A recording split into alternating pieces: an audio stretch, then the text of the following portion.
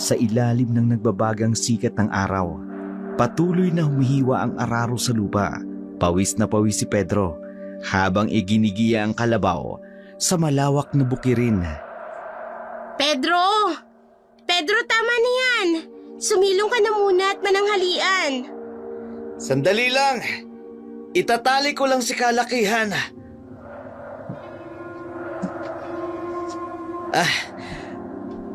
Bakit ka ba pumunta rito? Ang tindi ng init. Alam mo namang hindi kita pababayaang magutom.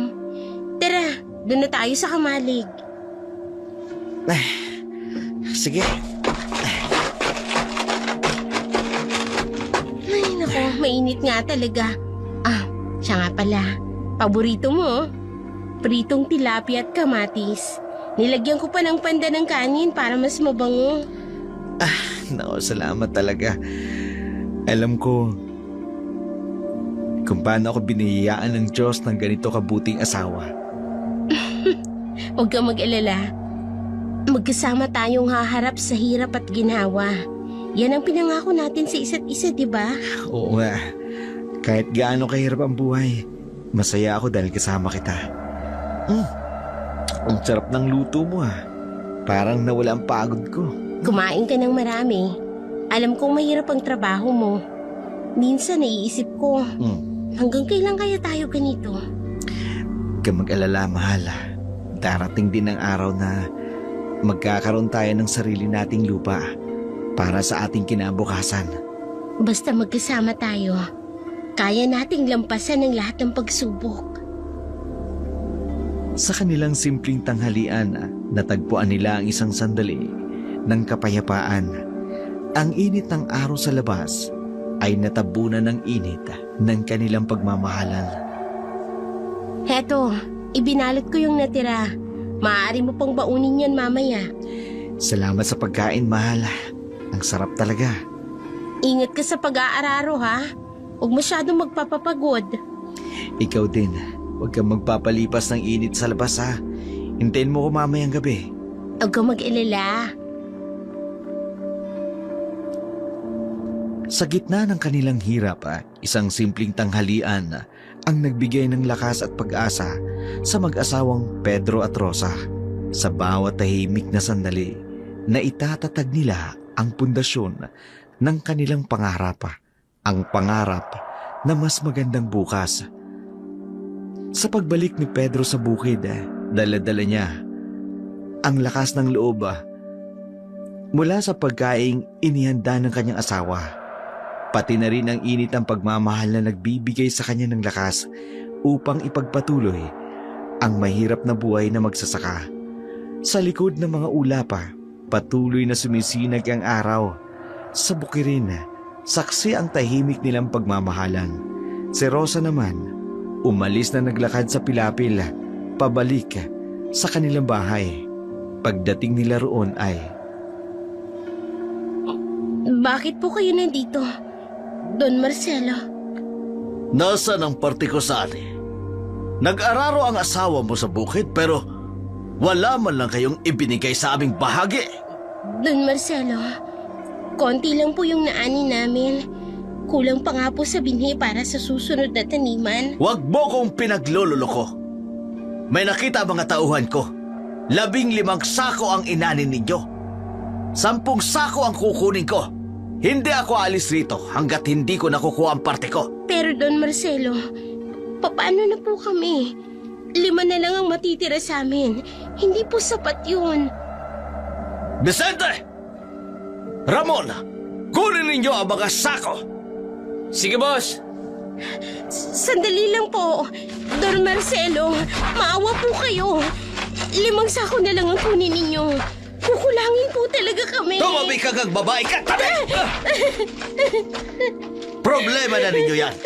Paano kayo makakakuha ng bini? Hindi ko na problema yon. Dapat inisip nyo yan bago nyo itago ang ani! Hindi naman po namin tinatago.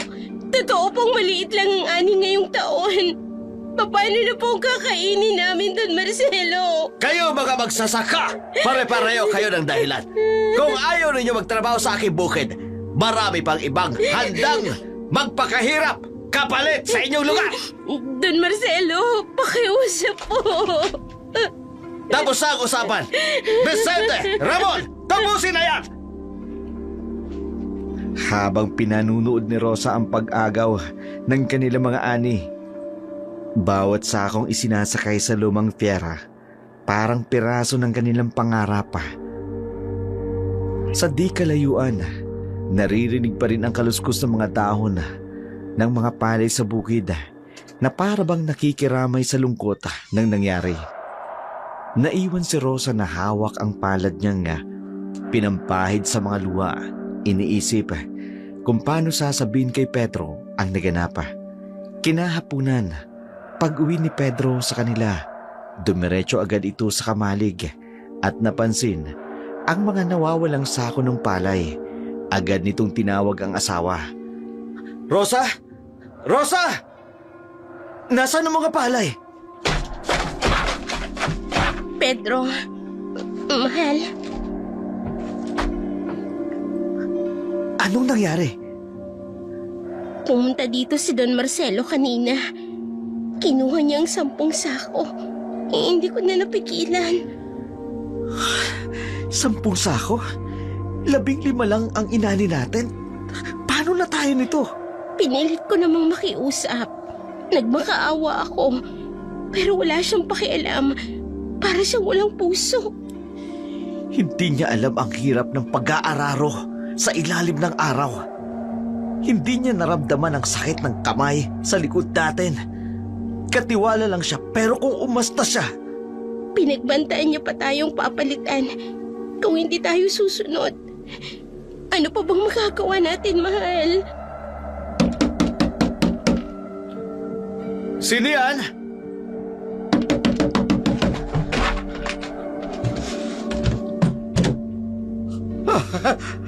Ay, Pedro Rosa, may balita! Anong nangyari, Mang Kondrado? May aswang daw sa kabilang baryo.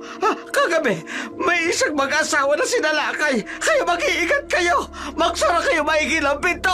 Baka dito sa mall pataka-suwag. Diyos ko po. Sige na, aalis na ako.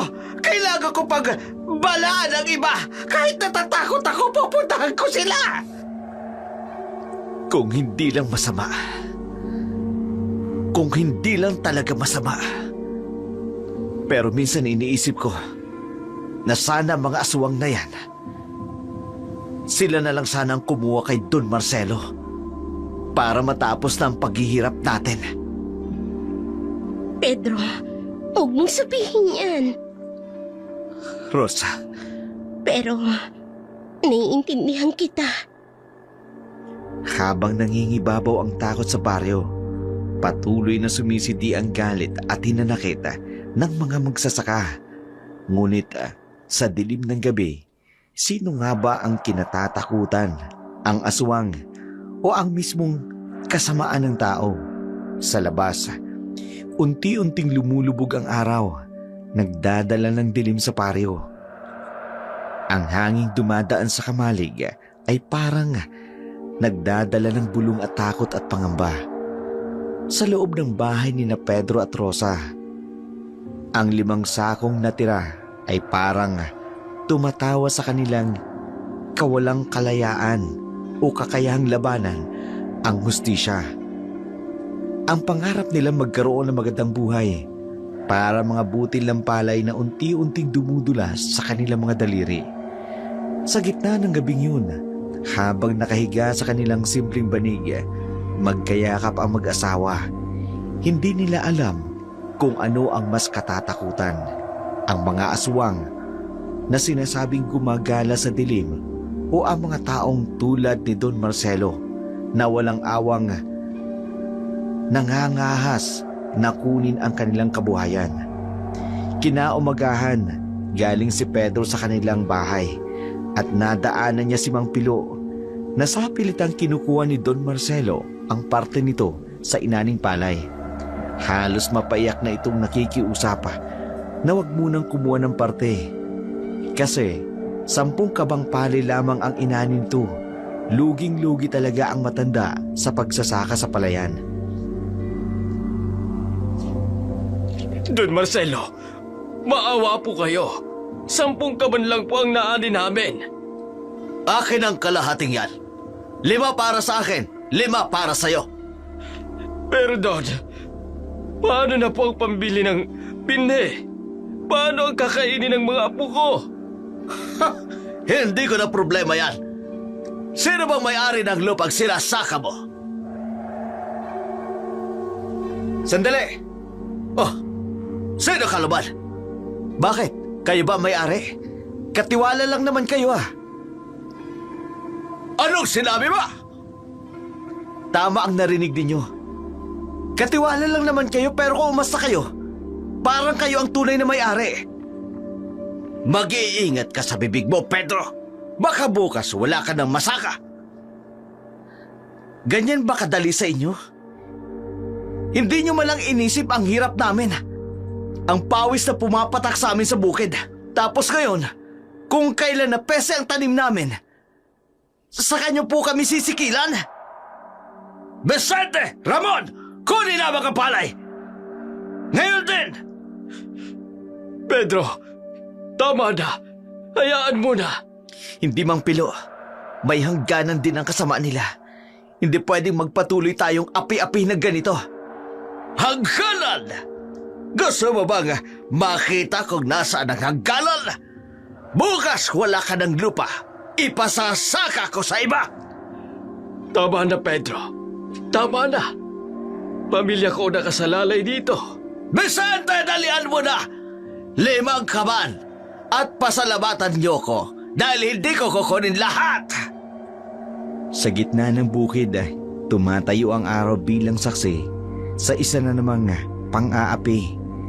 Ang hanging dumadaan na nagdadala ng hikbi at buntong hininga ng mga magsasakang walang magawa kundi tanggapin ang kanilang kapalaran. Ang mga palay na kanilang pinagpawisan unti-unting nawawala sa kanilang paningin kasabay ng pagkawala ng dignidad at pag-asa. Sa mga sandaling yun, ang galit sa mga mata ni Pedro ay sumasalamin sa sama ng loob ng buong baryo. Ang mga luhang tumutulos sa mata ni Mang Pilo para bang mga patak ng ulang nagbabadya ng isang bagyo. Isang bagyo ng pagbabago na hindi mapipigilan ang darating. Tingnan mo sila, Mang Pilo.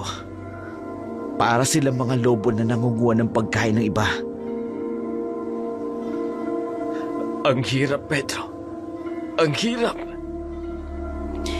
Hindi na dapat tayo magpatuloy sa ganito. Kailan lang si Aling Shoni nawala ng pambili ng gamot dahil kinuha ang lahat ng palay nila. Tapos si Tasha, ang anak. Kung hindi lang. Kaya nga po may paraan pa, Mang Pilo. Sa DAR tayo pupunta. Sa DAR? Department of Agrarian Reform? Oo. Hindi legal ang ginagawa niya. Walang resibo. Sapilitan pa. Katiwala lang naman siya pero kung umasta. Pero, malakas si Don Marcelo. Kaibigan niya ang mga pulis, ang mga opisyal. Pero mas malakas ang batas. At mas marami tayo kung magkakaisa tayong lahat.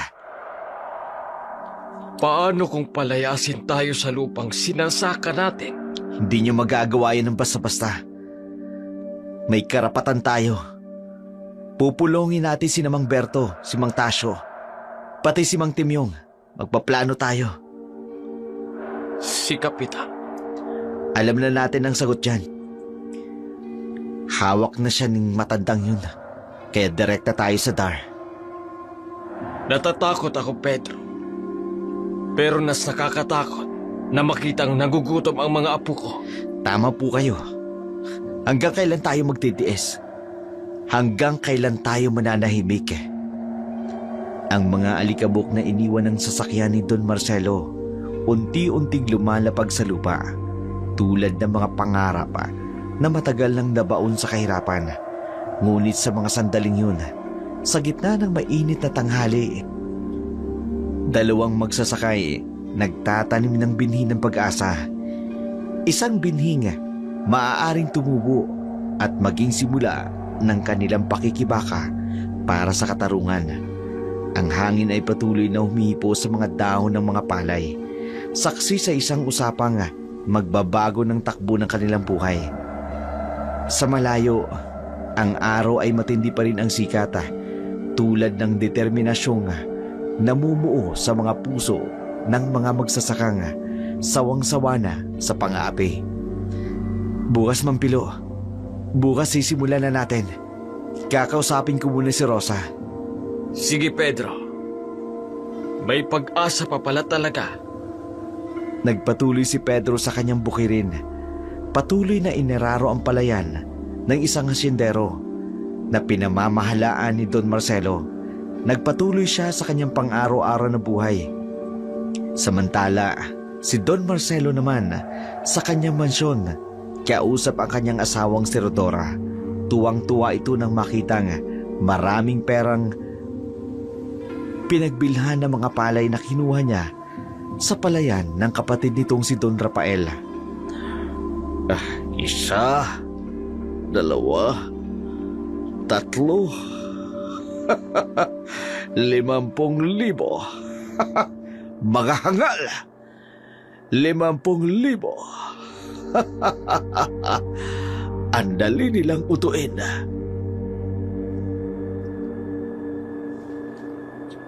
Marcelo, mahal, bigyan mo naman ako. Naku, Rodora. Alam ko na ang bibig mong yan. Nasa na nga pala yung deed of assignment na pinirmahan ni Rafael bago siya namatay? Ano bang sinasabi mo? Ang deed, yun ang dapat na ipamahagi mo sa mga magsasaka. Ang sabi mo, itinago mo sa kahadiyero. Bakit mo ba tinatanong yan? May bala ka bang mag-blackmail sa akin? Hindi. Pero kung hindi mo ko bibigyan ng pera, baka may makaalam. Kaya pala, nagpapakasaya-saya ka rito na may halong kasamaan pala ang loob mo. Marcelo, nagbibiro lang naman ako. Nagbibiro! Ginagamit mo pa yung dede. Hindi ka na nahiya. Sos, bigyan mo na lang ako ng pera. Kakalimutan ko ang lahat. Ni 5 doleng, hindi kita bibigyan. Kaya pala ang sweet-sweet mo. May motibo ka. Ganyan ka naman. Asawa mo ko. Bakit ka nagdadamot sa akin? Teka nga sandali. Asawa nga ba kita o kaaway? Pinagbantaan mo ko tungkol sa dida. Lumayas ka sa harapan ko. Marcelo naman. Sorry na. Sorry. Ipagkakanulo mo ko sa pera. Lumayas ka. Lumabas ka. Sa loob ng malaking mansyon, ang lihim na matagal nang itinatago ay sumabog, katulad ng bulkan. Ang magkarelasyong dating magkasabwat sa pandaraya, ngayon ay nagkagalit dahil sa kasakiman sa pera. Mga traitora! Lahat sila traitora! Sa labas ng mansyon, ang hangin ay dumadaan na may dalang pangamba. Ang dokumentong nagtatago ng katotohanan ay nananatiling nakabaon sa kahadiyero, habang ang mga mag-asawang dating magkasabwat ngayon ay naghiwalay ng kanilang sariling kasakiman. Walang makaaalama. Walang dapat na makaalama. Kahit sino pa man yan. Alam mo, Rodora, ang mga magsasaka na yun, akala nila may pag-asa sila na may mag-ari ng lupa. Ha! Sa hukay man ako mapadpad. Hindi ko ibibigay ang deed na yun. Ang gabi ay patuloy na lumalalim sa bawat pagpatak ng alak sa kanyang baso. Lalong lumalalim din ang kanilang kasalanan. Sa labas ng mansyon, ang hangin ay dumadaan na tila nagdadala ng mga lihim na katotohanan. Naghihintay lamang na matutuklasan ng ibang tao. Sa bahay naman ni Mang Pilo, 10 magsasaka ang nagtipon-tipon sa liwanag ng gasera. Makikita ang muka ng mga pagod na pagod, ngunit determinadong mga magsasaka. Pinaunlakan nila ang alok ni Pedro na lumaban sa katiwala ng kanilang lupang sinasaka. Nais ng mga ito na lumaban sa mapanghas o paghaharas na ginagawa ni Don Marcelo sa kanilang mga aning palay. Mga kapatid, alam kong takot tayong lahat. Pero mas nakatatakot ang kinabukasan ng ating mga anak. Kung patuloy tayong mananahimik. May punto ka, Pedro. Pero paano kung magalit si Don Marcelo? Kaya nga po tayo magkakaisa. Alam nyo ba? Sa DAR sinabi nila sa akin, kahit sino pa ang magmay-ari o tagapangasiwa ng lupa, hindi nila tayo pwedeng taratuhin na parang hayop. Ganun ang ginagawa niya sa atin. Kaya palaw na para matapos ang kasamaan niya at panggigipit sa atin. Pero Pedro, wala tayong mga papeles. Yun ang dapat nating questionin. Saan nga ba ang papeles? 10 taon na tayong nagsasaka dito. May karapatan na tayong malaman yun. At isa pa, alam nyo ba? Labag sa batas ang sapilitang pagkuha ng ani na walang resibo. Yun ang ginagawa ni Don Marcelo, ang pagkuha ng parte nang walang patunay. Kaya pala ayaw niya tayong bigyan ng resibo. Tama. Alam niyo ba kung bakit? Kasi wala siyang karapatang kunin ang ganong kalaking bahagi at pawis natin. Naku, paano yung pagbabanta niya na paalisin tayo? Sa ilalim ng batas ng Agricultural Land Reform Code, hindi niya pwedeng gawin yan. May prosesong dapat. Hindi pwedeng basta-basta lamang tayo paalisin. At higit sa lahat, may nakapagsabi sa akin, may deed of assignment daw na dapat ibigay sa atin. May nakakaalam ba kung ano yun? Deed of... Ano yun, Pedro? Ito ang dokumentong nagbibigay sa atin ng karapatan ng lupa. 10 taon na tayo nagsasaka. May karapatan na tayong magmay-ari nito. O ganun ba, Pedro? Ay, ganun pala yun. Oo. Kaya nga dapat nating tanungin, nasaan ang mga papeles na yun? Bakit tinatago sa atin? Bakit hindi natin alam ang ating mga karapatan? Ibig sabihin, niloloko lang tayo ni Don Marcelo? Hindi niya lang tayo niloloko. Ninanakawan tayo ng ating karapatan, ng kinabukasan ng ating mga anak.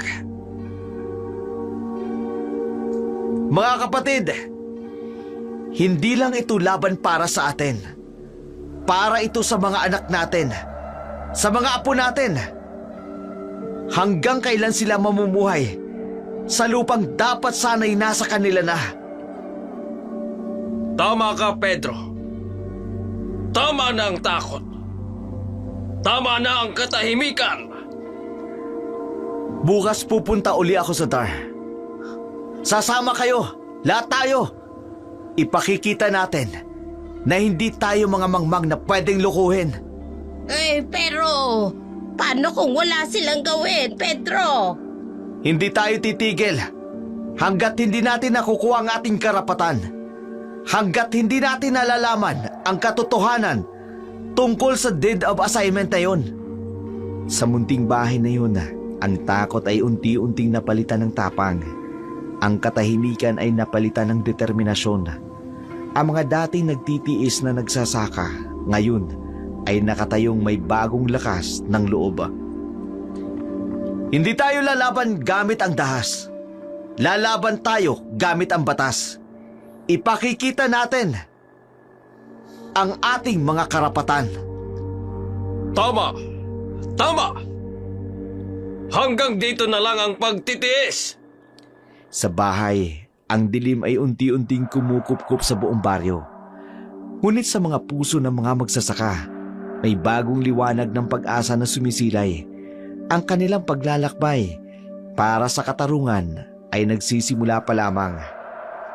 Sa kabilang dako naman, habang hinihintay ni Rosa ang asawa, naglalatag na siya ng banig para sa kanyang mga anak, habang ang buong kabahayan nila ay iniilawan ng petroleum lampa.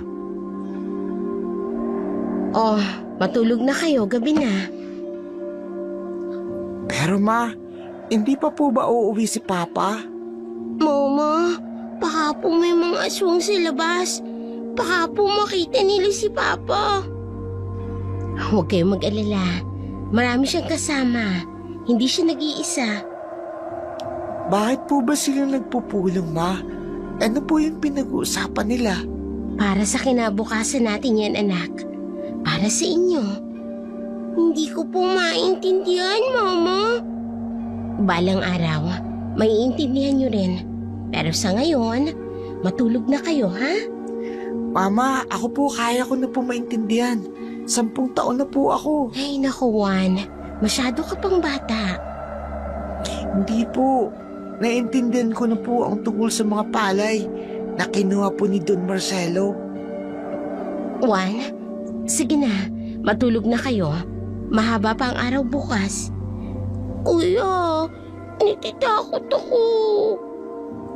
Huwag kang matakot, Ana. Matapang si Papa. Hindi siya natatakot sa aswang. Shh! Matulog na nga kayo.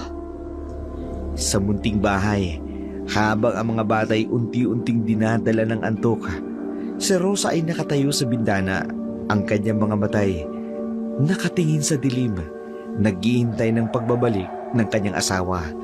Sa kanyang puso'y may halong pag-asa at pangamba. Mama, ipagdasal po natin si Papa. Oo, anak.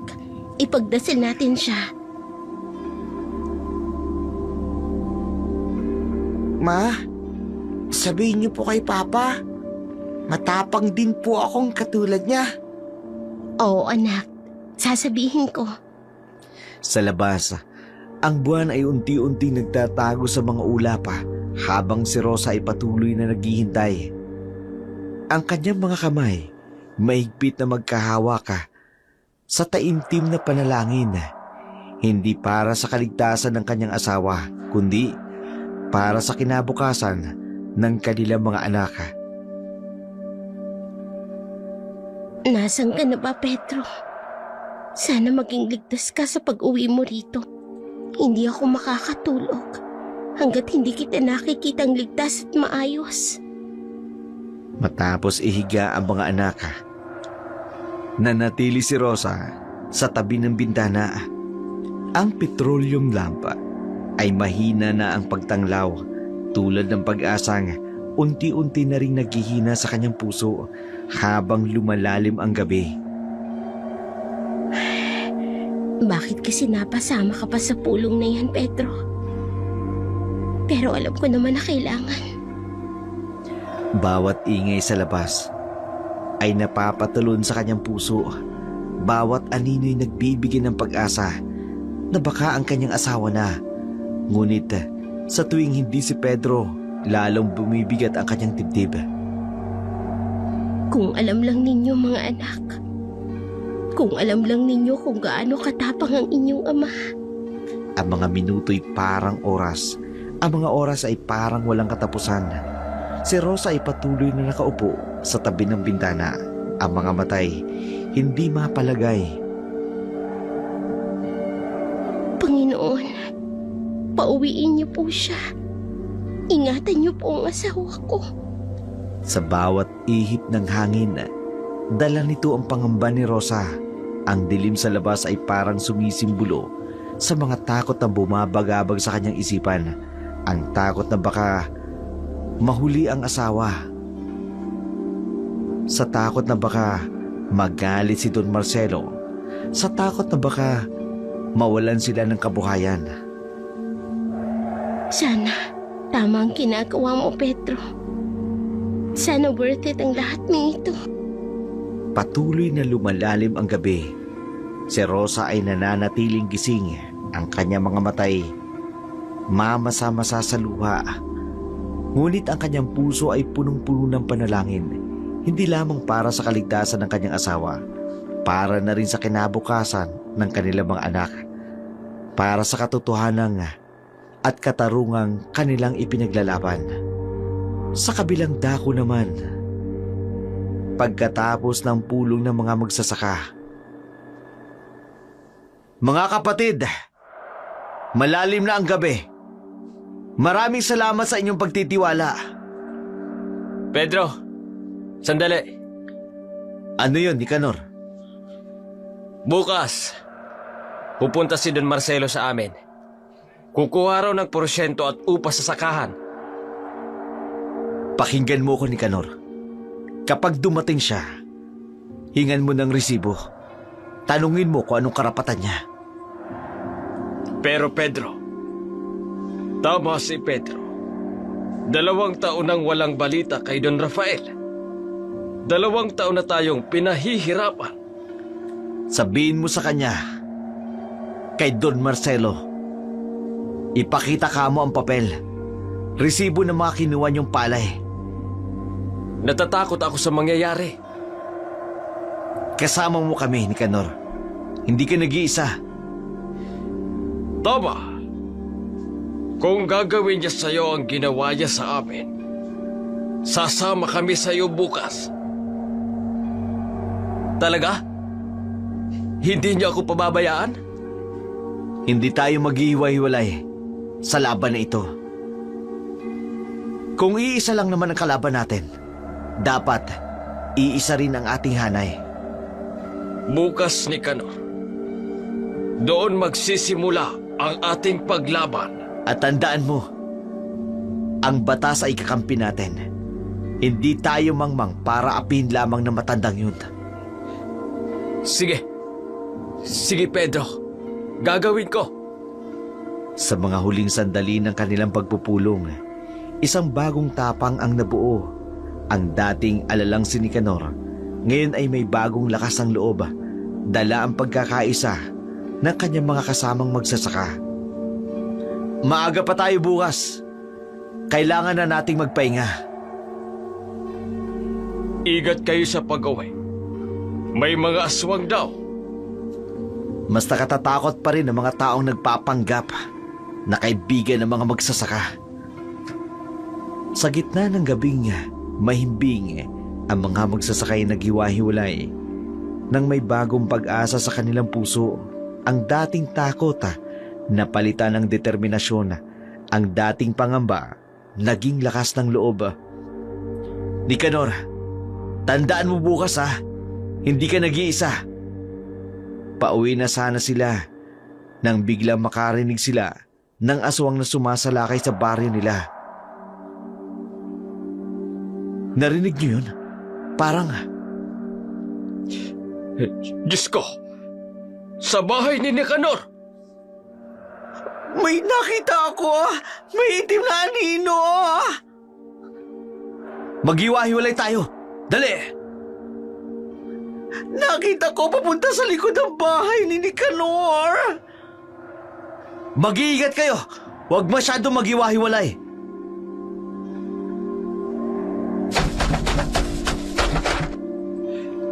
Hindi! Ang kalabaw ko!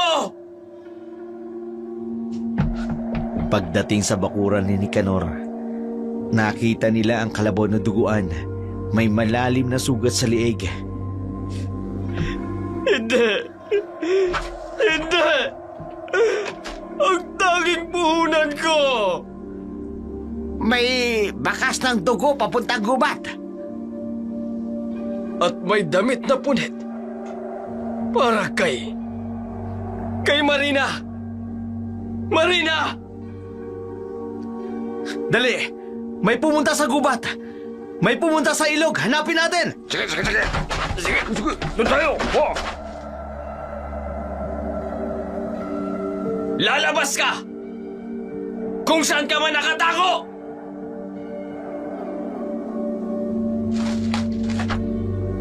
Sandali!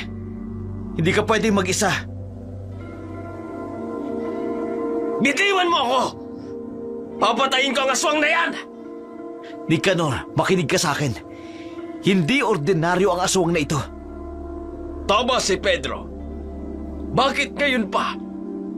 Bakit sa'yo pa? May nakita akong damit na may bambuhan. May dugo. Marina! Asawa ko! 2 grupo. Sa bambuhan, 1 grupo sa ilog. Magdala ng sulo. Sige. Dito kami. Itong mga itak, handa! Baka biglang lumabas! Hindi ako naniniwala na aswang siya. May ibang pake ito. Oo. Bakit sa gabing ito pa? Bakit kay Nicanor pa? Kung sino man ang gumawa nito, hindi ko patatawarin! Manatili tayong magkasama. Huwag maghiwa-hiwalay. Maari ito ang gusto nila. Sandali. May mga bakas papunta sa bundok. Hindi. Gusto nila tayong ilayo sa bayan. Manatili tayo rito. Pero ang asawa ko, Pakinggan mo ko. Ito ang gusto nila. Ang magkalat tayo. At matakot. may punto si Pedro. Dapat magkaisa tayo. Doon! May kumakalaw doon! Magsisilbi itong babala sa kung sino man ang nasa likod nito. Ang kalabaw ko! Ang asawa ko! Nicanor, hindi dito natatapos ang laban. Nagsisimula pa lamang ito. Hindi ako papayag na hindi magbayad ang may gawa nito. Sisingilin ko sila ng mahal! Sa gitna ng dilim, ang mga magsasaka ay nakatayo. Hawak ang kanilang mga itak at sulo. Ang gabing dapat sana'y magdadala ng pag-asa. Ngayon ay puno ng takot at galit. Ngunit sa kanilang mga mata, may liwanag at determinasyon na ang kasamaang ito, sino man ang may pakana, hinding-hindi sila matitinag. Maya-maya pa'y hingal na ang mga magsasakang humahabol sa aswang, pero wala silang nakitang aswang. Pedro, wala kaming nakita. Asawa ko. Nasaan ang asawa ko? Kumusta sa bandang ilog? Mga bakas lang. Pero nawala sa may bambuhan. Paano nangyari to? Bakit sa amin pa? Nicanor, makinig ka. Hindi ako naniniwalang aswang ito. Ako rin. Ang linis ng pagkakataga sa kalabaw. Parang may sandata. Sino? Sinong may lakas ng loob? Isipin mo, ngayong gabi pagkatapos ng ating pulong, Si Don Marcelo. may nagbalita sa kanya. May nagtaksil sa atin.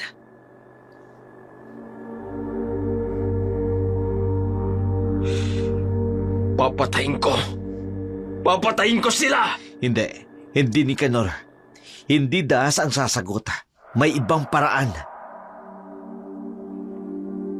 Sa gitna ng gabing yun, ang 3 magsasaka na natili magkasama, ang mga puso'y puno ng galit at pigati. Ang dilim ay saksi sa kanilang paghihinala na ang tunay na halimaw, hindi ang mga aswang na kanilang kinatatakutan, kundi ang mga taong nagkukubli sa likod ng masamang anino. Pagkatapos ng kaguluhang yun, nagsipag-uwian na ang mga kasama ni na Pedro.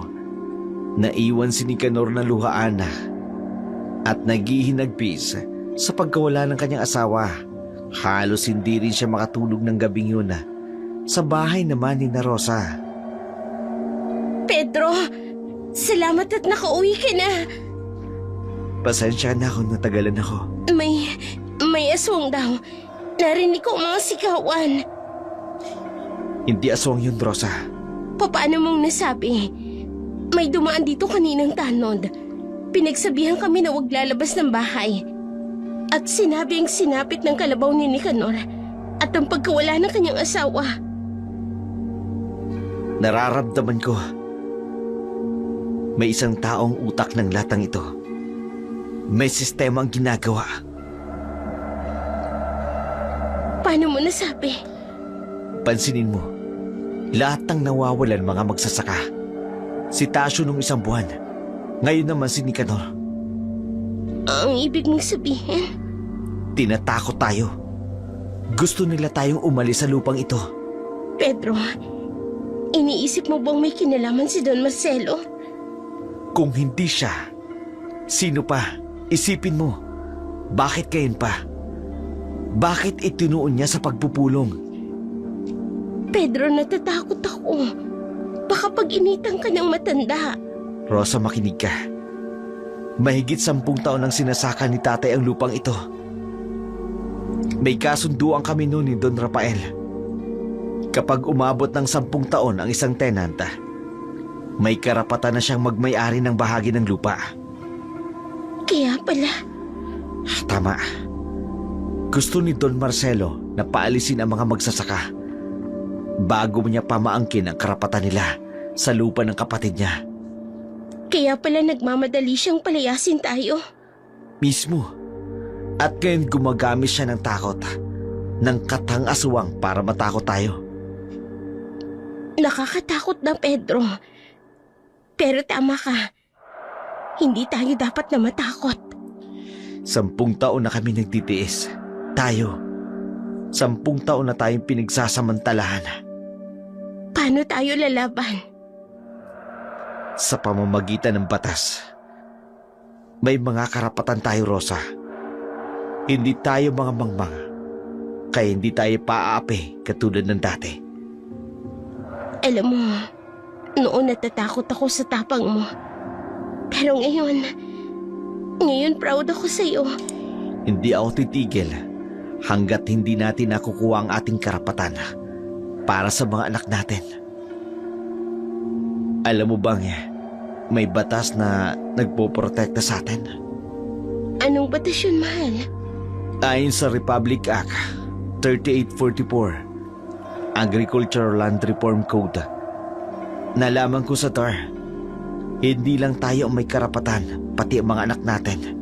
Pati ang mga anak natin? Oo, sa ilalim ng batas. Kung may mangyari sa akin, ikaw at ang mga bata may karapatan pa rin na magsaka sa lupang ito. Talaga? Paano? Basta magpapatuloy sila sa pagsasaka. Tumutulong sila sa bukid. Kaya tinuturuan ko na si Juan. Kaya pala lagi mong isinasama si Juan sa bukid. Para sa kinabukasan niya. Para may karapatan siyang magmana ng ating pinaghirapan. Kaya naman pala galit na galit si Don Marcelo. Alam niyang may batas. Tama. Hindi niya kayang paalisin ang mga tunay na magsasaka. Kaya ginagamit niya ang takot, ang kwentong aswang. Pero Pedro, paano kung... Section 9 ng batas. Sinasabi na ang lahat ng anak ay may karapatan kung siya ay tumutulong sa pagsasaka at may kakayang magpatuloy. Kaya importante na turuan ko si Juan. Ang akala ko noon, pinapahirapan mo lang ang bata. Hindi, inihahanda ko siya para may manahin siya, para may karapatan siya. Ngayon ko lang naiintindihan lahat ng mga ginagawa mo, Pedro. Hindi lang para sa atin ang laban na ito. Para ito sa mga anak natin, sa kanilang kinabukasan.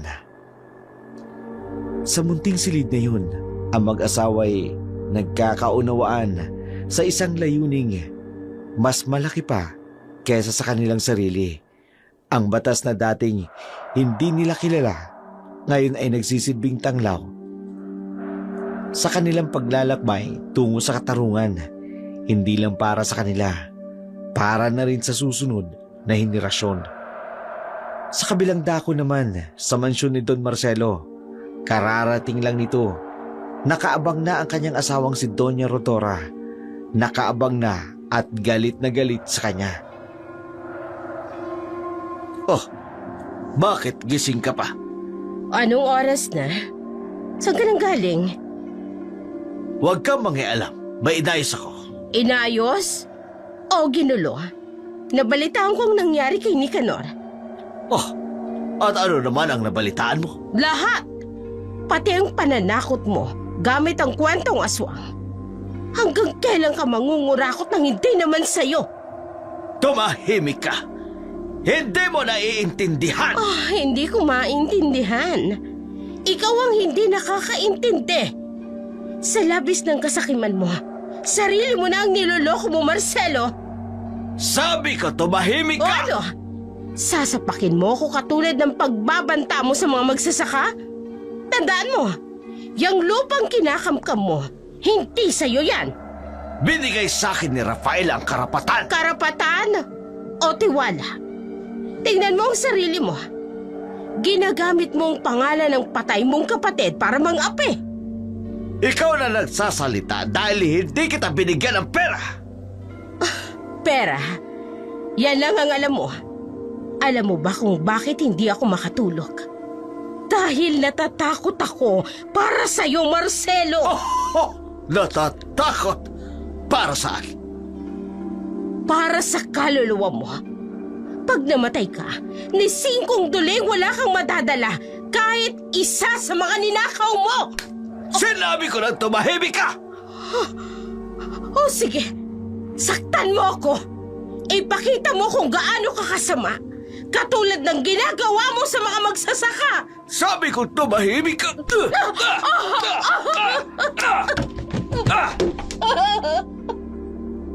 Sa malaking mansyon, ang katahimikang dati simbolo ng kanilang kayamanan, ngayon ay nawasak sa mga sigaw at iyak.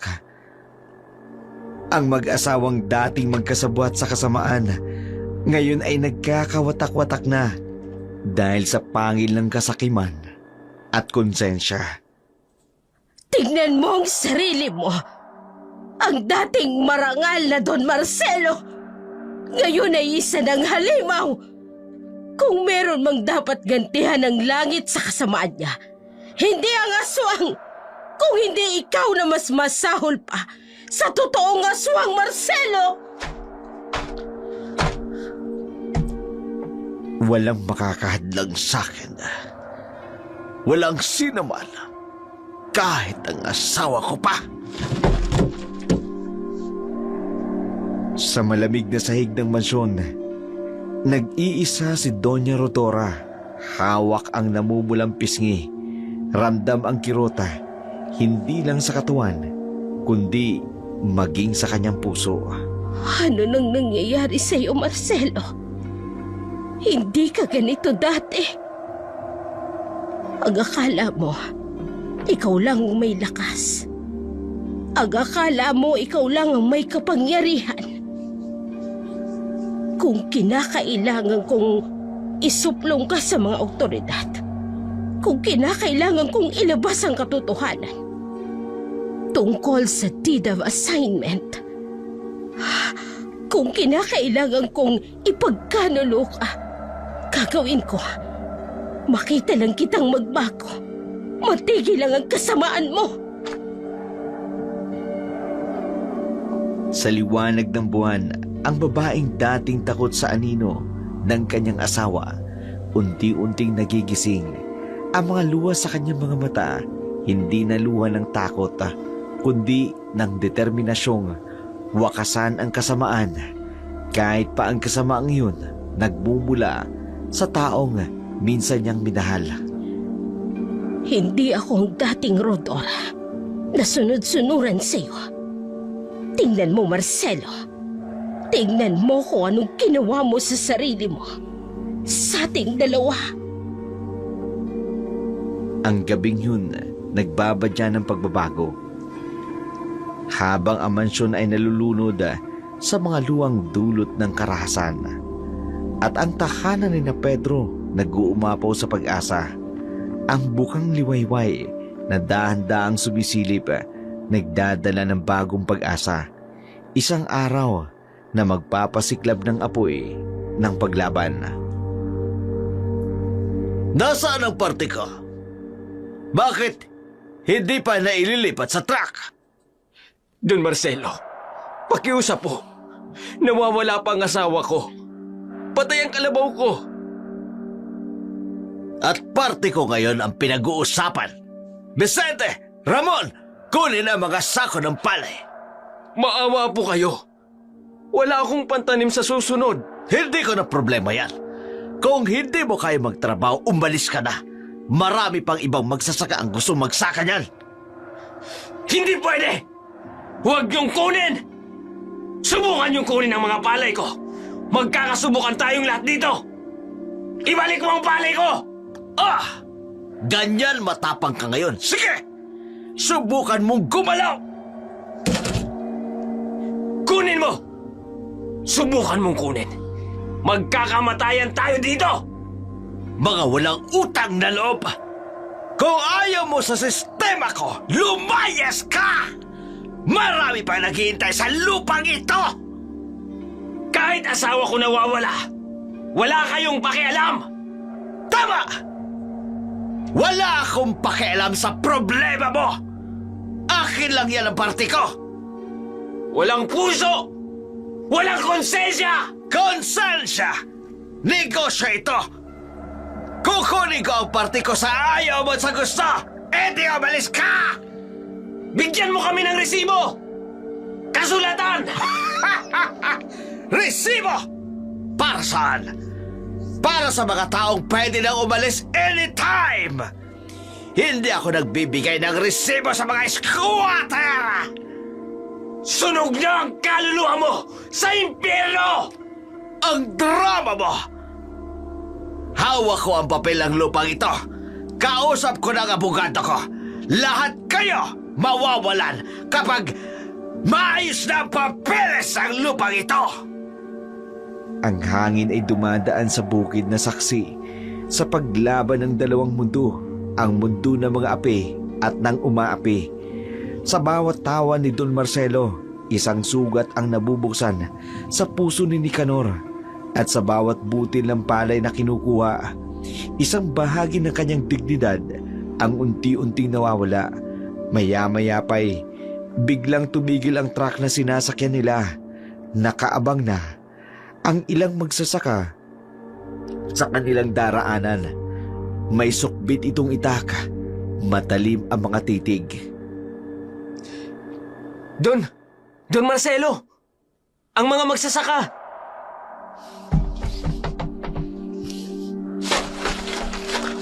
Ano? Ano na naman ba ito? Ibaba mo ang mga palay! Lumayas kayo sa daraanan ko! Hindi kami aalis hanggat hindi mo binababa ang mga palay na kinuha mo. Nagkakamali ka ng binangga mo, Pedro! Ikaw ang nagkakamali. Tingnan mo ang paligid mo. Hindi ka nag-iisa.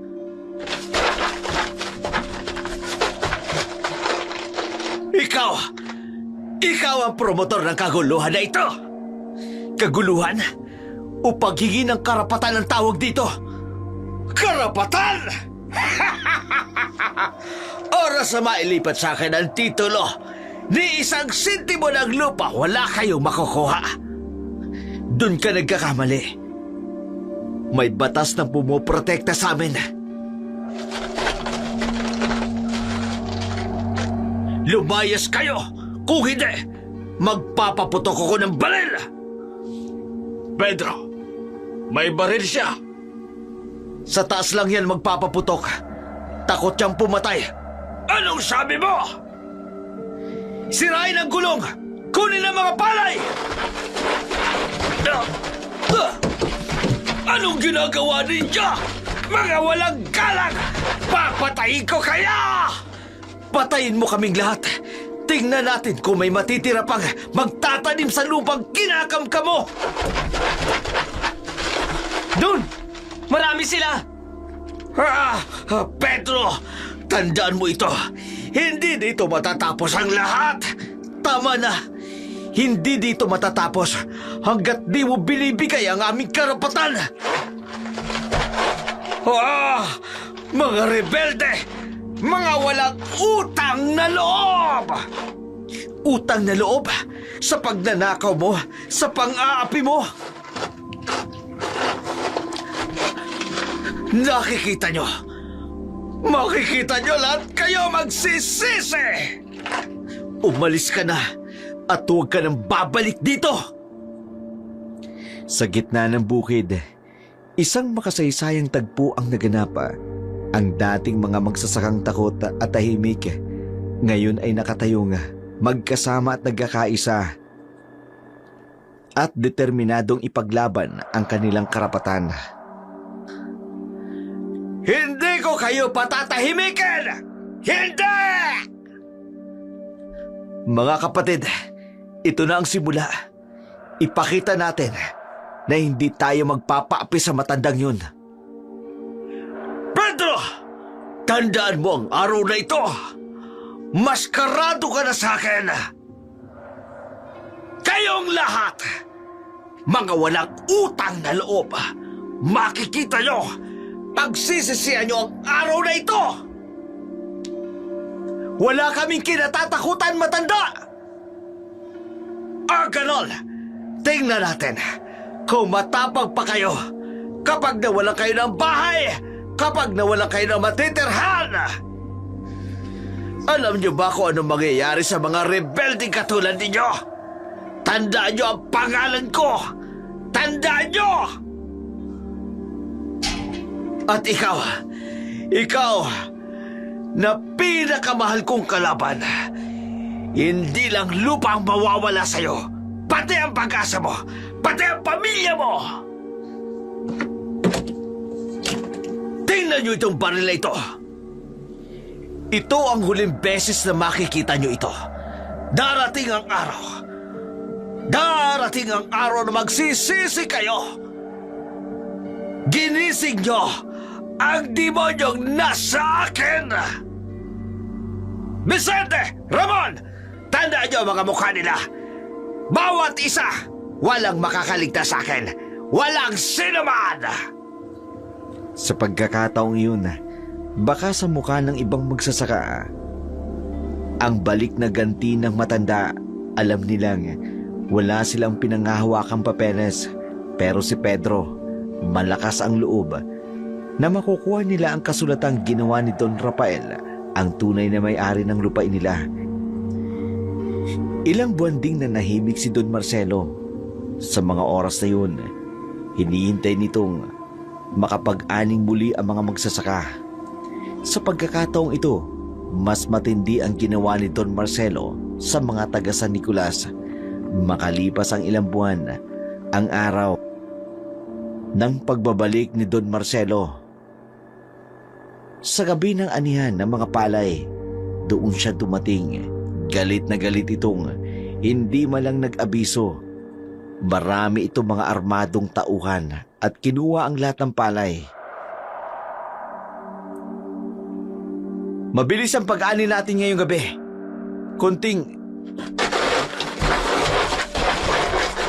Pedro! May mga truck! Maraming sasakyan! Pasok! Kunin niyo ang lahat! Don Marcelo, anong ibig sabihin nito?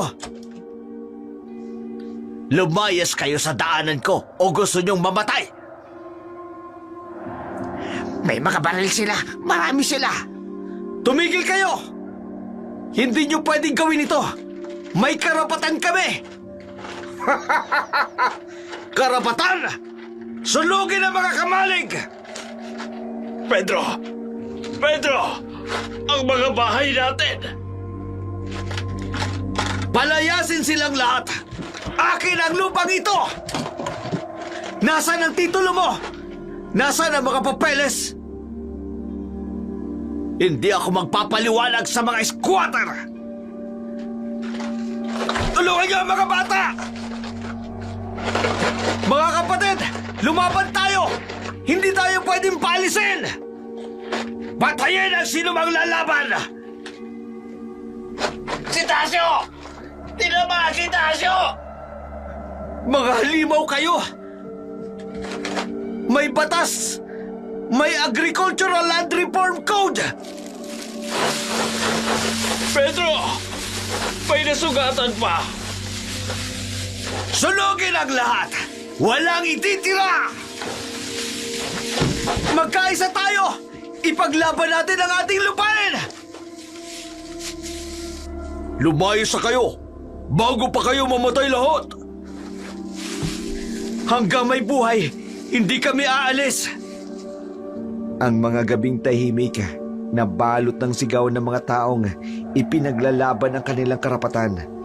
Ang dating mapayapang bukid naging lugar ng digmaan kung saan ang mga magsasakang walang sandata ay humarap sa mga baril ng karahasan. Sa pagbubukang liwayway, ang dating masaganang bukid naging libingan ng mga pangarap. Ang usok mula sa mga nasunog na bahay na tumaas hanggang langit, parang mga kaluluwang sumisigaw ng hustisya. Ang mga abo ng nasunog na kamalig naging saksi sa isang gabing hindi malilimutan.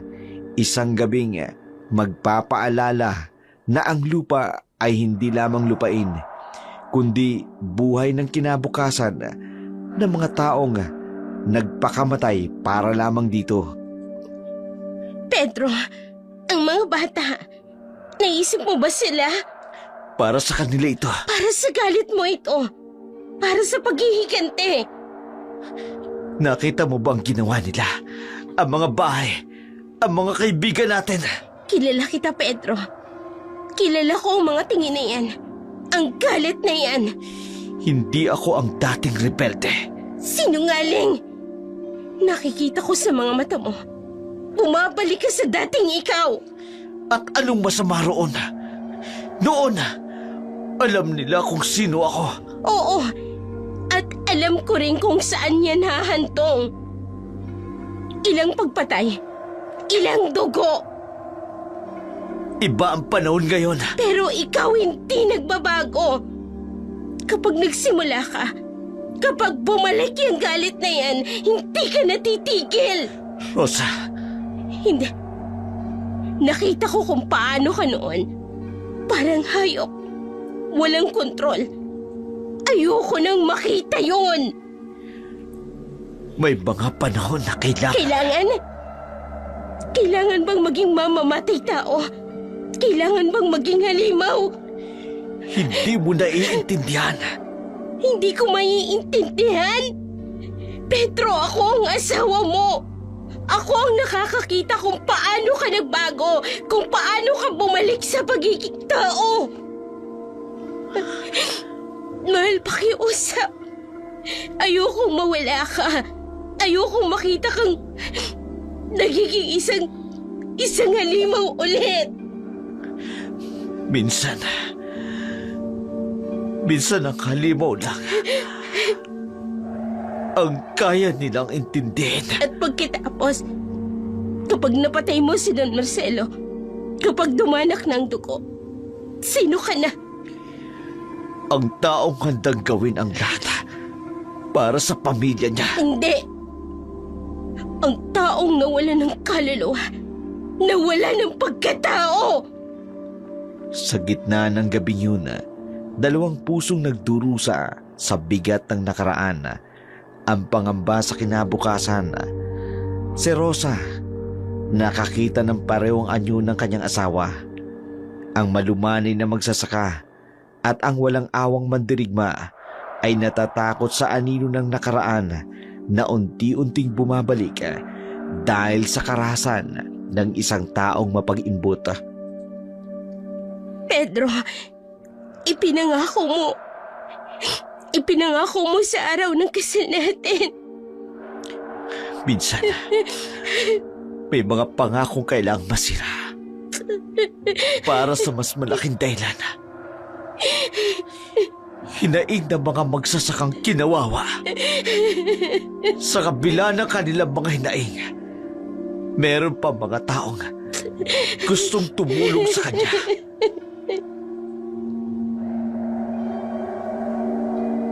Madrama ang mga tagpong pinag-uusapan ni na Pedro at Rosa ang mga nangyayari. Sa kabilang dako naman, sa mansyon ni Don Marcelo, biglang bumukas ang pinto ng malakas. Ikaw ang may kinalaman ng lahat ng ito! At kung meron nga, Traidor ka! Kaya pala lagi kang nakikialam sa mga plano ko! traidor? Sino ang tunay na traidor, Marcelo? Ikaw na nagkanulo sa tiwala ng sarili mong kapatid? Tumahimik ka! Hindi mo alam ang sinasabi mo! Hindi, Marcelo. Alam na alam ko. Lahat ng kasamaan mo. Lahat ng pandaraya mo. Mag-iingat ka sa mga salita mo, Rodora! O ano? Papatayin mo rin ako? Katulad ng ginawa mo sa mga magsasaka! Ah! Kung kinakailangan, hindi ako mangingiming patayin ka! Kahit sarili pa kitang asawa! Papatayin mo ko para makita ng lahat kung gaano kasama ang kaluluwa mo. Utang na loob! Kaya pala ayaw mong pumirma sa mga papeles! Tama. Hindi ako pipirma. Hindi ako magiging kasabwat ng kasamaan mo. Ah! Oras na mapatunayan ko na ikaw ang nagbigay ng impormasyon sa mga magsasaka na yon. Ano? Anong gagawin mo? Palalayasin mo ko? Papatayin mo ko? Tama! At sisiguraduhin ko, mabagal at masakit. Hindi ako natatakot sa'yo. Hindi na ako ang dating asawa mong sunod-sunuran lang sa'yo. Makikita natin kung gaano ka katapang ngayon. Hindi mo alam na ang tunay na tapang ay hindi sa dami ng mga taong napatay mo, kung hindi sa paninindigan. At anong paninindigan mo? Ang pagtataksil? Hindi. Ang paglaban sa kasamaan. Kahit ang kasamaang yan ay galing sa sarili ko pang asawa. Huling babala ko ito. Tumigil ka sa kung ano man pinaplano mo. Hindi ako titigil, Marcelo. Hanggat hindi mo na pagbabayaran ng lahat ng mga kasalanan mo. Magsama kayo ng mga magsasaka mo. Mamamatay kayong lahat. Siguro. Pero hindi ako mamamatay ng duwag. Hindi katulad mo. Nabubuhay sa takot at kasamaan. Hindi na magkasundo ang mag-asawang Don Marcelo at Doña Rodora. Ibang Rodora na ang kasama niya ngayon. Isang Rodorang hindi na takot kundi palaban. Ang dating tahimik na si Doña Rodora, nakatayo, handang ipaglaban ang kanyang paninindigan kahit ito pa ay manghahulugan ng kanyang kamatayan. Natatakot ka ba, Marcelo? Takot sa mga baslupang yun? Hindi. Sa kung ano ang kaya nilang gawin. Nakalimutan mo na ba ang nangyari noon? Wala akong pakialam sa nakaraan. Pero dapat kang matakot. Alam mo kung kaninong lahi sila. Hindi ba? Tumahimik ka! Hindi mo ba alam na may kasunduan si Rafael sa kanila? Agreement for land transfer. Wala akong pakialam sa mga papel na yan. 10 taon. 10 taon na silang nagsasaka. Alam mo ang kahulugan nun. Ako ang kapatid ni Rafael, kaya akin ang lupa na yun. Kapatid. Pero saan ang kasulatan? Nasaan ang deed of assignment na ibinigay ni Rafael? Paano mong nalaman yan? May mga bagay akong alam na hindi mo aakalain. Alam kong itinago mo ang mga papeles. Alam kong binigyan ka ni Rafael ng karapatan sa mga magsasaka. Kung makapagsalita ka... Ano? Papatayin mo ko? Katulad ng ginawa mo kay Rafael? Anong sinasabi mo? Alam ko ang lahat, Marcelo. Kung paano mo pinagtakpan ang tunay na dahilan ng pagkamatay ni Rafael. Sinungaling! Bakit ka natatakot? Bakit ka nanginginig? May tinatago ka ba? Isang salita pa! Isang salita pa! Patayin mo ko para managdagan ng dugo ng iyong mga kamay. Pero tandaan mo, ang mga magsasaka, may karapatan sila, may kasulatan, at hindi mo mapipigilan ang katotohanan! Wala silang mapatutunayan! Sigurado ka? Paano kung may kopya ako ng mga papeles? Paano kung alam ko kung nasaan ang tunay na kasulatan? Hindi pwede! Katulad ng sinabi ko, may mga bagay akong alam. At kung may mangyari sa akin, lalabas ang lahat ng ito, Marcelo. Sa gitna ng uno sa labas, isang matinding bagyo ang bumabayo sa loob ng mansyon. Ang mga lihim na matagal lang itinatago, unti-unting lumalabas. Ang mga anino ng nakaraan, bumabalik para husgahan ang kasalukuyan. Sa kabilang dako naman, sa bahay nila Pedro at Rosa. Pedro, napag-isipan ko na. Anong ibig mo sabihin? Aalis kami ng mga bata. Rosa, Hindi dahil sa takot.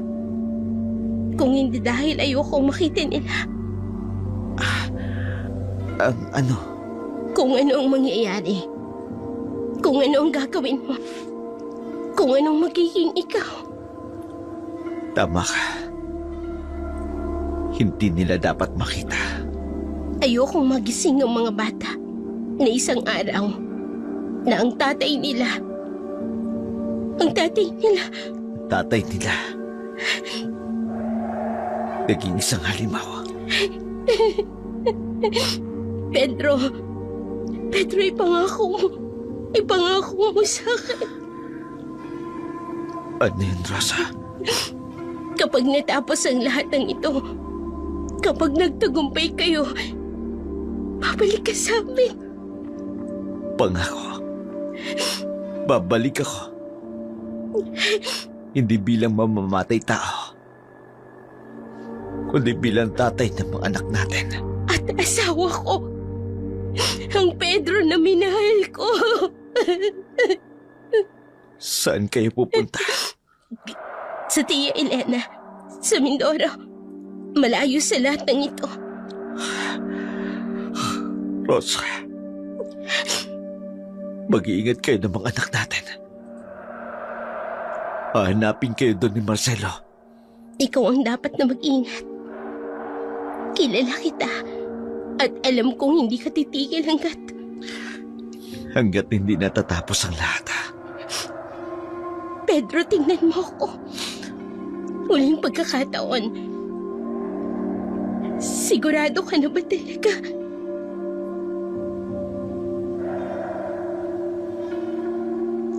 Para sa kinabukasan natin. Para sa mga anak natin. At para sa iyo. Ano ang matitira para sa iyo? Ang pag-asa na balang araw maiintindihan nila. Mahal kita. Kahit na anong mangyari. Kahit na anong maging ikaw. At yan ang magbabalik sa atin sa tao. Ang pagmamahal mo. Aalis na kami bukas. Bago magliwanag. Sige. Hanapin ko kayo kapag tapos na. Pangako. Sa ngalan ng ating pagmamahalan, mahal ko kayo ng mga anak natin. Kailangan ko lang tuldukan ang kasamaan ng mapag-imbot na si Don Marcelo. Sa dilim ng gabing yun, dalawang pusong nagmamahalan ay maghihiwalay. Hindi dahil sa wala na ang pagmamahal, kundi dahil minsan ang pagmamahal nangangailangan ng sakripisyo. Si Rosa, dala ang mga anak, aalis at dala ang panalangin, pero ang kanyang iiwan ay magbabalik pa rin ng buong buo. Hindi para sa pisikal, kundi pati sa kaluluwa. Rodora! Rodora, nasaan ka? Lumabas ka! Alam ko may kinalaman ka sa mga peste na yon! Halos maganda basag ang mga gamit sa loob ng mansyon sa pagwawala ni Don Marcelo habang hinahanap nito ang kanyang asawa. Don Marcelo, wala po siya sa kwarto. Ano? Maghanap kayo. Hindi siya pwedeng makatakas.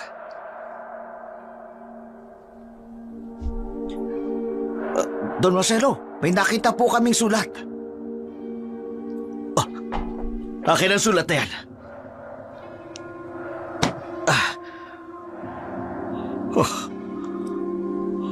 Traitor! Traitor ka, Rodora! Traitor! Don Marcelo, ano po?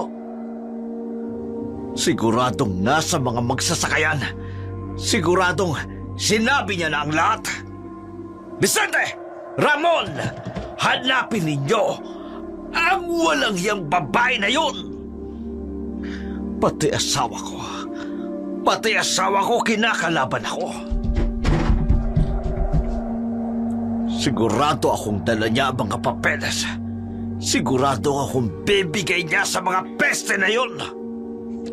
Hindi.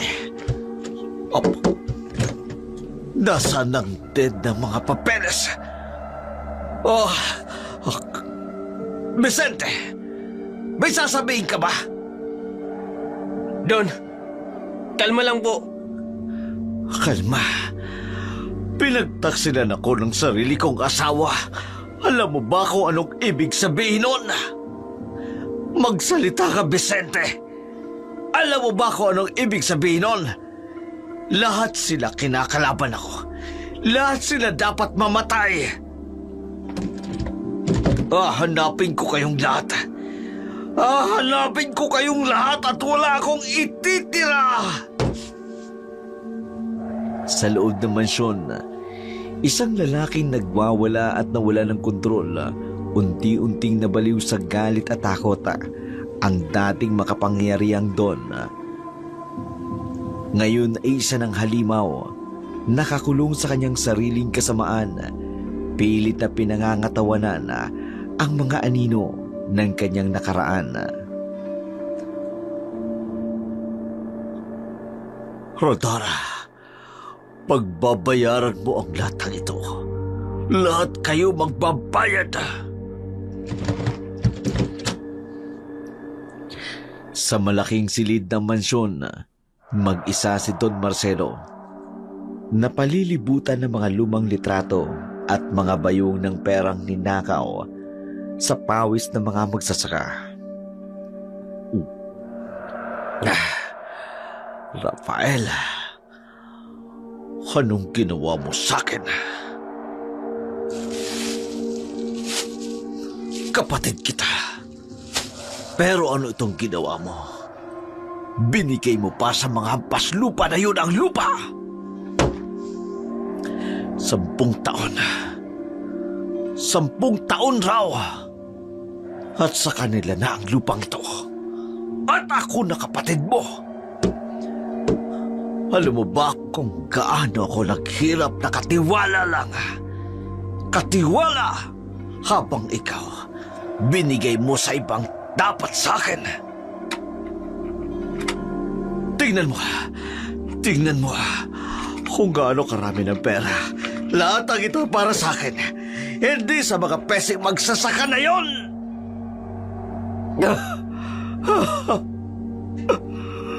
Bakit? Bakit, Rafael? Bakit mas mahalaga pa sa'yo ang mga walang kwentang magsasaka na yon? Kesa ako na sarili mong kapatid! Kaya kailangan kong gawin ito. Kailangan kong burahin ang lahat ng kabutihan mo.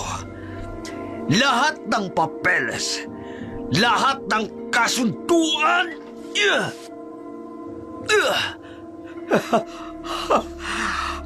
Tingnan mo ngayon. Tingnan mo kung ano mangyayari sa mga binamahal mong magsasaka. Lahat sila magdurusa.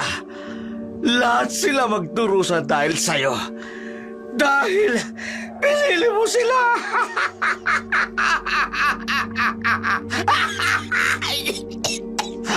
Bakit, Rafael?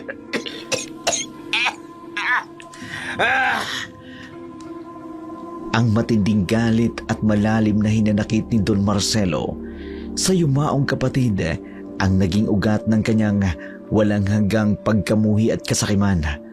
Sa halip na isakatuparan ang huling habilin ng kanyang kapatid na ipamahagi ang lupain sa mga magsasaka, kinuha niya at inangkin ang lahat ng ito nang walang pakundangan.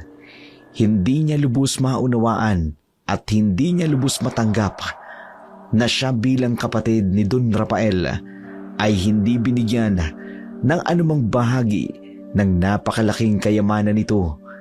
Labis niyang inasahan ang mana sapagkat matagal siyang nagsilbi bilang tagapangasiwa ng sakahan. Bagamat mahirap at mabigat ang sitwasyon ni Don Marcelo, patuloy pa rin siyang dinadala ng kanyang konsensya, binabagabag ng mga nangyari. Alam niyang darating ang araw, malalaman ng mga magsasaka ang katotohanan tungkol sa kanilang minana mula kay Don Rafael. Ang kaisipang ito ang nagdulot sa kanya ng matinding pagkabalisa at pangamba sa mga susunod na mangyayari. Unti-unting napalitan ang dating maayos at maaliwalas na muka ng Don. Hindi man siya ang totoong halimaw, pero nagmistula naman itong mas masahol pa sa halimaw dahil sa kanyang kalagayan. Habang naririnig ang mga dagundong at ang malalakas na ulan na tila sumasabay sa tensyon na pinagdadaanan ng sakim na si Don Marcelo, kasabay ng malakas na kulog at kidlata, ay Hindi ka katarungan. Hindi. Kaya ngayon, ako ang magbibigay ng hustisya. Hustisya para sa akin. At ngayon, mawawala ang lahat ng binuo mo. Lahat ng pinaghirapan mo. Dahil hindi mo ko pinili. Hindi mo ko minahal bilang kapatid.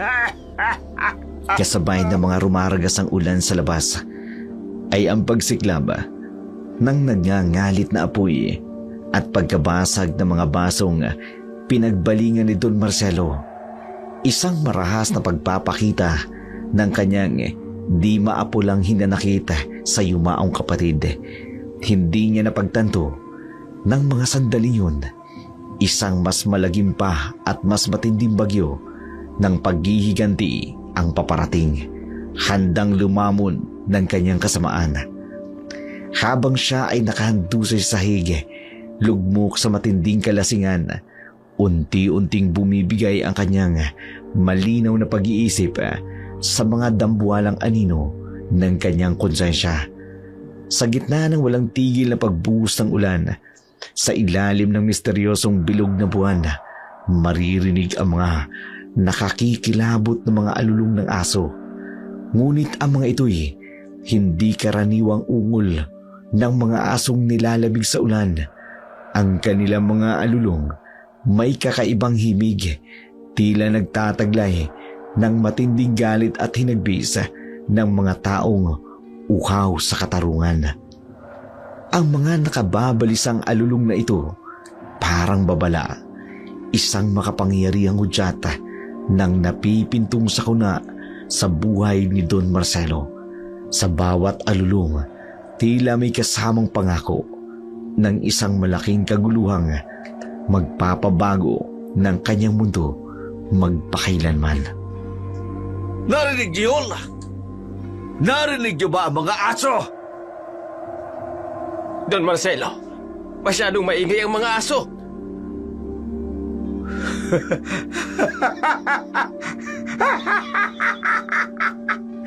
Nararamdaman nila Nararamdaman nila ang mangyayari. Don Ramon, hindi po magandang sinyalis ito. Sinyalis? Alam niyo kung anong sinyalis ito? Sinyalis ito ng kamatayan! Mga pesing yun!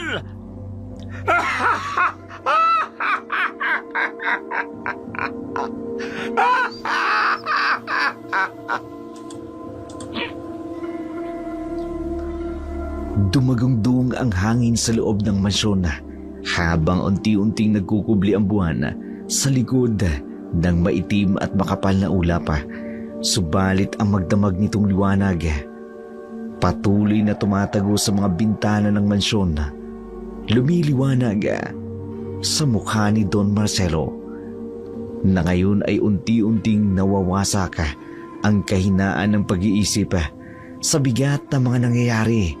Tila naglalaho na ang kanyang katinuan. Ang mga nakakikilabot ng mga alulong ng mga asong patuloy na lumalakas. Papalapit ng papalapit sa mansyon, ngunit wala ng epekto ang mga ito kay Don Marcelo na nakaluhod sa kanyang sariling kalituhan. Hindi ang mga banta ng kamatayan ang kanyang kinatatakutan, kundi ang nagbabantang pagbagsak at pagkawala ng lahat ng bagay na kinasisihan niya ngayon. Ang mga ari-ariang kanyang inangkin sa pamamagitan ng pandaraya. Maya-maya pa'y nayanig ang katahimikan ng gabi. Maririnig ang mga malalakas na kalabog sa iba't ibang sulok ng mansyon, kasabay ng mga nakapangingilabot na hiyawan ng mga tauhan ni Don Marcelo at ang malagim na tunog ng kanilang mga katawang bumagsak sa sahig. Ang dating tahimik na gabi na balot ng mga sigaw at takot at pangamba na sumisimbolo sa nalalapit na pagbagsak ng kanyang matagal nang itinayong kaharian ng kasakiman. Malulong kayo! Alulong pa! Umalulong pa kayo! Dahil bukas, ibang klaseng alulong ang maririnig ninyo! Sa bawat alulong, sa bawat ihip ng hangin ng mansyon na para bang nabubuhay, isang testigo sa pagkawala ng isip ng lalaking dating tinawag na Don, ngayon ay isa ng halimaw na naghihintay ng pagkakataong maghasik ng lagim. Ramon! Para siyang... Oo nga eh, parang baliw. Sinong baliw? Baliw bang matuturing? Ang tao naghahanap ng katarungan! Ang gabing yun ay patuloy sa pagbibigay ng babala. Ang kabilugan ng buwan, ang alulong ng mga aso, at ang hanging umuungol. Lahat ay nagkukwento ng isang trahedya na naghihintay na magaganapa. Ang mga tunog ng alulong unti-unting humihina, napapalitan ng katahimikan at mas nakatatakot. Sino yan? Sino yan? Don Marcelo! Dumating na ang oras ng paghuhukom. Pedro! Hindi! Imposible! Nakikita mo ba ang mga tunay na mukha ng mga magsasakang inapi mo? Demonyo kayo! Lumayas kayo! Mababariling ko kayo! Baril? Akala mo ba matatakot mo kami sa baril mo? Kami na kinuha mo ang lahat! Mamamatay kayo! Mamamatay kayong lahat! Tingnan mo ang aming mga mukha, Don Marcelo! Tingnan mo ang mga multo ng iyong kasamaan! Hindi! Mga demonyo kayo! Demonyo sino ang tunay na demonyo. Ikaw na kumitil ng mga buhay at pangarap namin! Rafael! Kapatid ko! Tulungan mo ako! Wala na si Don Rafael. Walang makatutulong sa'yo. Ano gusto niyo?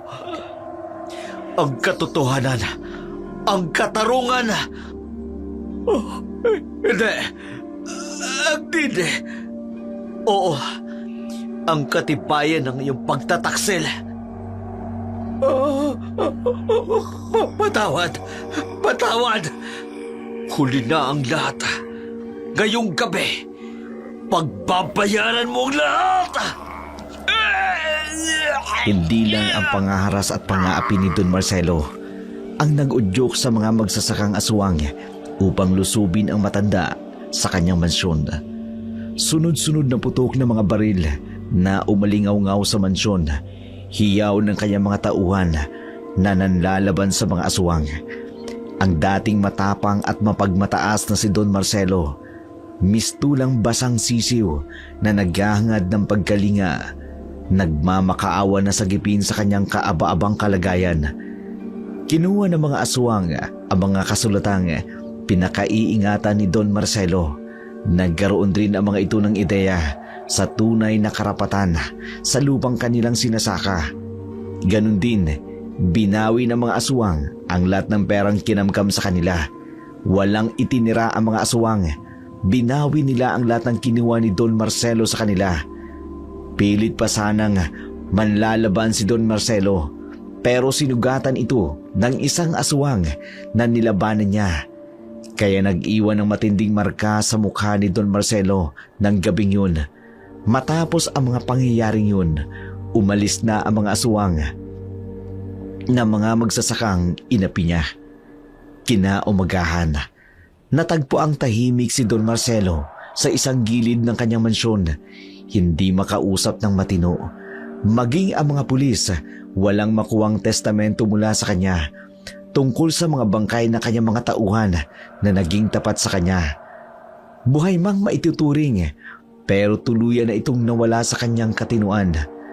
Sa kanyang mga kamay, maigpit ang hawak sa lumang deed of assignment, ang katibayan ng kanyang pagtataksil sa sariling kapatid at sa mga magsasaka. Si Pedro naman, sinundan ang kanyang mag-iina sa Mindoro, ayon na rin sa kanyang pangako. Nasusunduin niya ito pagkatapos ng kaguluhang mangyayari. Pedro, ikaw nga ba? Rosa, Pedro, mahal ko. Tapos na ang lahat. Pedro, Rosa, patawad sa lahat. Doña Rodora, kung hindi dahil sa akin, kung nagsalita lang ako ng mas maaga, hindi sana nangyari ang lahat ng ito. Wala kayong kasalanan. Ginawa niyo lang ang tama. Eto ang tunay ng deed of assignment. Kayo talagang dapat na may mag-ari ng lupang ito. Si Rafael, bago siya namatay. Kaya pala, Rosa, tapos na ang dilim. Hindi na babalik ang dating ako. pangako Pedro. Pangako, ang Pedro na dating kilala mo, ang Pedro na mahal mo, siya na lang ako magpakailanman. O sige, aalis na ako. Magpapakalayo-layo ako para magsimula ng bagong buhay. Salamat. Salamat po sa lahat. Ang lupang ito ay para sa lahat. Para sa mga anak natin. Para sa kinabukasan ng nakararami. Papa! Papa! Papa! Mga anak ko. Mga anak. Papa, patawad kung kinakailangan kong maging ibang tao. Pero ngayon, kumpleto na tayo. Papa, salamat. Nagbalik kayo. Masayang-masaya ang mag-anak sa bagong kabanata ng kanilang buhay. Bumalik sila sa dating tahanan, sa sakahan na kanilang minahal at inalagaan sa loob ng mahabang panahon, ang lupang matagal nilang inaasam at inaasahang mapa sa kanila. Ayon na rin sa kasunduan ng tunay na may-ari na si Don Rafael. Bilang pagtubos sa mabibigat na kasalanan ng kanyang asawa, buong pusong tumulong si Doña Rodora upang maibalik sa kanila sa mga tenant ang mga lupang ipinangako sa kanila. Ang mga lupang ito na dating kinuha at inangkin ng kanyang asawang si Don Marcelo na ngayon ay nakakulong sa isang mental hospital. Ito ang naging kaparusahan ng kanyang walang hanggang kasakiman sa kayamanan at sa labis niyang pagkauhaw sa materyal na mga bagay. Sa paglipas ng mga araw, linggo, buwan at mga taon, patuloy na namuhay ng mapayapa at masaya ang mag-anak bilang mga magsasaka. Taas noong pinili ni Pedro ang magpatuloy sa pagsasaka. Taglay niya ang matatag na prinsipyo sa buhay. Walang makakain ang ating mga kababayan kung walang magpapatuloy ng mahalagang tungkulin ng pagtatanim ng palay. Ang kanyang desisyon ay naging inspirasyon ng maraming mga magsasaka sa kanilang lugar at naging simbolo ng pag-asa at pagbabago. Papa, tingnan mo, may bagong sisiw na yung manok natin. Pa, natuto na po ako mag-araro katulad mo. Daan-daan lamang anak ha, may oras pa tayo. Kumain na muna tayo, mainit pa ang sabaw. Alam mo, Rosa, hindi ko inakalang magiging ganito tayo kasaya. Dahil nagbalik ka sa tunay mong pagkatao. Pa, kwento ka naman po ulit tungkol sa mga aswang. Hindi na, anak. Ang mga kwentong yun ay dapat nang kalimutan. Mas maganda ang kwento ng ating pamilya ngayon. Sa ilalim ng puno ng mangga, ang pamilyang dating hiwalay ngayon ay nagsasalo-salo sa hapag. Ang dating takot sa dilim, napalitan ng tawanan at kwentuhan. Si Pedro, na minsan kinain ng dilim, ngayon ay nagdiningning sa liwanag ng pag-ibig ng kanyang pamilya. Mga anak, tandaan ninyo, ang tunay na lakas, hindi sa dahas, kundi sa pagmamahal. At sa pagpapatawad sa sarili. Ang mga sugat na nilika ng kasakiman ng isang tao, unti-unti nang napagagaling, hindi dahil sa simpleng paglimot, kundi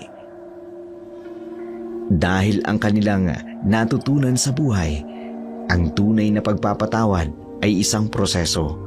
Isang prosesong nagdudulot ng kalayaan sa puso at isipan. Hindi nangangahulugang kailangang kalimutan ang nakaraan.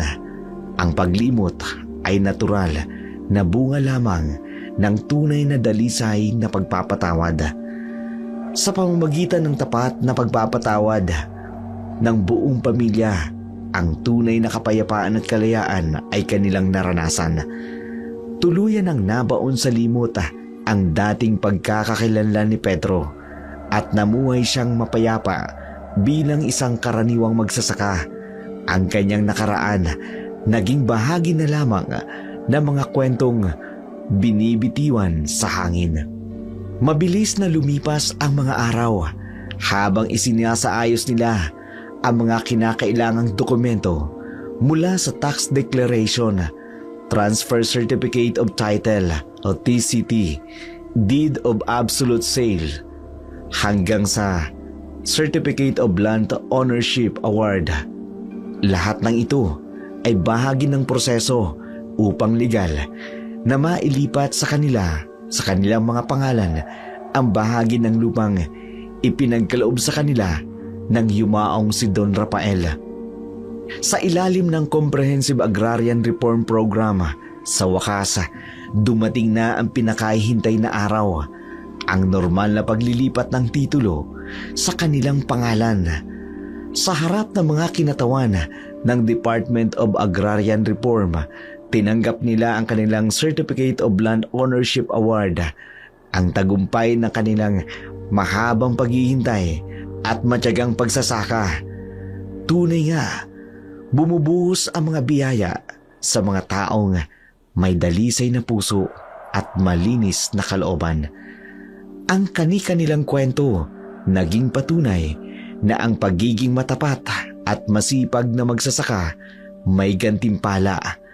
Ang legal na pagmamay-ari ng lupa na kanilang pinagpaguran ay mapapasa kanila na sa mga oras na yun. Ito na po ang mga titulo. Kayo na po ang legal na may-ari ng lupang ito. Mga kapatid, dumating na rin ang araw na ito. Salamat sa iyo, Pedro. Kung hindi dahil sa iyo. Titulo! Sa atin na ang lupang ito! Congratulations po. Bawat pamilya ay may kanya-kanyang bahagi ng lupa ayon po sa Agreement for Lands Transfer. Kung buhay lang sana ang mga ninuno natin, nakita sana nila ito. Nakita nila tayo, Pampilo. At ngayon, tayo na ang magpapamana nito sa ating mga anak.